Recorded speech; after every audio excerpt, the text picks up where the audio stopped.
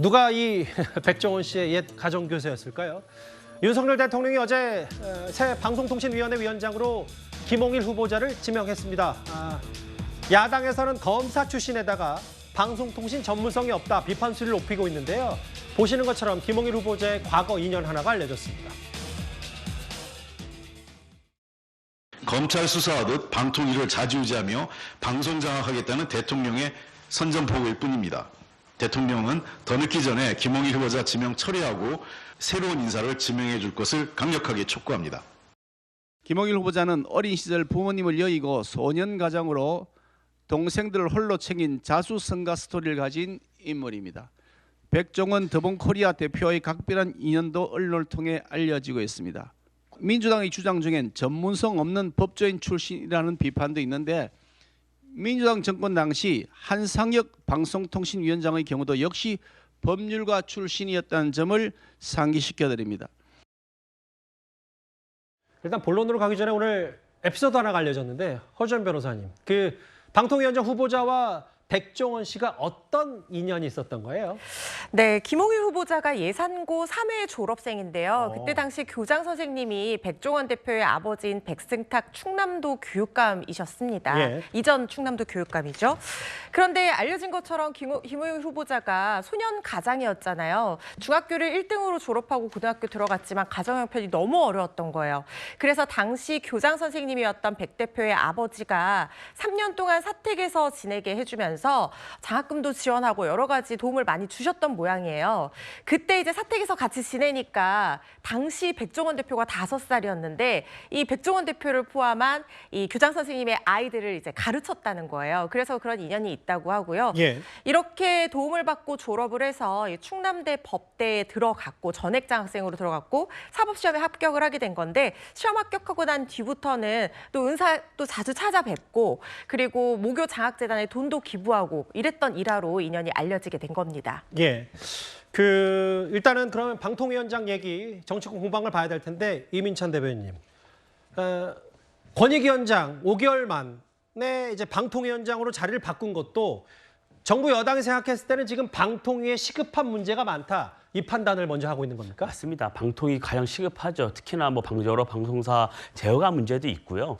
총선을 앞두고 여러 가짜 뉴스에 대한 대책 문제 이런 것들이 빠르게 진행이 되어야 하기 때문에 급박하게 인사가 진행된 것으로 보이고요. 예. 민주당은 또 검사 출신이라고 묻지마 비판을 하고 있는데요. 그 윤석열 정부를 비판하기 위한 비판을 위한 비판이다. 저는 이렇게 봅니다. 왜냐하면 아마 관료 출신을 인선을 했으면 또 참신함이 없다고 그랬을 겁니다.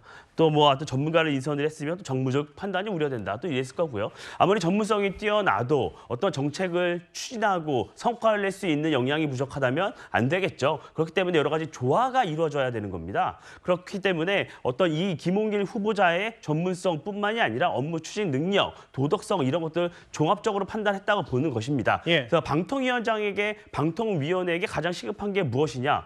저는 법과 원칙을 세우는 게 아닌가 싶어요. 예. 왜냐하면 문재인 정부에서 어떤 일이 있었는지 다 기억을 하실 겁니다. TV조선 같은 경우에는 아예 재승이 점수를 조작해버렸습니다. 그리고 KBS 사장을 아예 불법으로 해임을 한 그것이 대법원에서 판결이 나왔어요. 예. 이런 문제들, 법적으로 아예 위반을 했던 문제들뿐만이 아니라 대선 전국에서 있었던 가짜뉴스 공작에 대해서도 방통위가 제대로 대응을 하지 않았습니다. 이런 문제들, 야당에서는요. 중립성, 독립성을 우려하는데요. 중립성, 독립성을 가장 잘 지키는 건요. 법과 원칙을 지키는 것입니다. 저는 김홍일 후보자가 이 문제를 우려 없이 잘 지킬 것이라고 생각합니다. 최진봉 교수께서도 방송통신 전문가시니까 여기 보면 이거 방통위 계속 비우면 모두 다 불법 방송, 사실상 불법 방송이 되기 때문에 법리 이런 부분 다 꼼꼼히 해야 되니까 방통위원장 임명했다. 이 말 어떻게 들으셨어요? 근데 그게 사실은요. 방송법 제18조 5항에 보면 12개월 동안 방송 연장 명령을 방통위가 내릴 수 있어요. 그러니까 재승인을 못하게 되면 방송 연장할 수 있도록 명령을 내릴 수 있기 때문에 명령 내릴 수 있는 것이 조항이 있기 때문에 문제는 없고요. 다만 지금 이상인 위원 혼자 있잖아요. 지금 위원장 직무대행을 하고 있는데 그래서 저는 방통위원장은 어쨌든 이제 논란이 되고 있고 또 인사청문회 해야 되고 시간이 좀 필요해요. 그래서 전 빠르게 지금 나머지 3명을 임명을 해야 한다고 생각을 합니다. 지금 국민의힘에 추천된 분 한 분 있는 걸로 알고 있고요. 민주당이 빨리 2명을 추천을 해서 3명의 방통위원들을 빨리 임명을 해서 4명 체제로 일단 시작을 해서 이 방송 연장 명령이라도 해야 된다. 12월 30일이면 방송이 지금 재승이 끝나는 거거든요. 그래서 방송 연장 명령을 내려서 일단 방송을 계속하게 만들고 그리고 나서 이제 방통위원장이 임명이 되면 그때가 재승인 심사를 해야 되는 상황이 된다고 보여지기 때문에 전혀 불가능한 건 아니고요. 지금 당장 필요한 건 제가 볼 때는 나머지 방통위원들, 상임위원들을 국회가 빨리 추천하고 그걸 정부, 그러니까 대통령이 임명을 해서 4명이라도 일단 먼저 꾸리는 게 필요하다 이렇게 생각합니다. 야당에서는 이 부분을 계속 검사 출신 전문성 없다. 오늘 홍익표 원내대표도 비판했는데요. 알겠습니다. 지명 처리를 촉구한 얘기까지 저희가 7위 길지 않게 만나봤습니다. 그러면 지금까지 들은 여러분들의 목소리를 만나볼 차례입니다. 첫 번째 댓글입니다. 유동규 전 법무부장에게 신변 보호형 방탄차를 제공하라. 본인은 그 정도까지는 필요 없고 뭔가 좀 조치가 필요하다는 취지도 얘기했던 것 같은데요. 예. 먹이지 못하고 폐기 처분됐다. 쓴 약 조제. 인요한 혁신이 말씀하신 것 같아요. 이해찬 전 대표의 과반 두고 봅시다라는 얘기도 했었습니다. 국회 해산시킵니다. 해산시킵니다. 국민투표로 정치권의 불신이 좀 크신 것 같은데요. 마지막 보겠습니다. 사람이 먼저라면 어떻게 문재인 정부에서 저런 공무원 피격 사건이 발생할 수 있냐 이런 얘기였습니다. 다음 주제는 온라인에 화제되고 있는 이 인물 얘기입니다.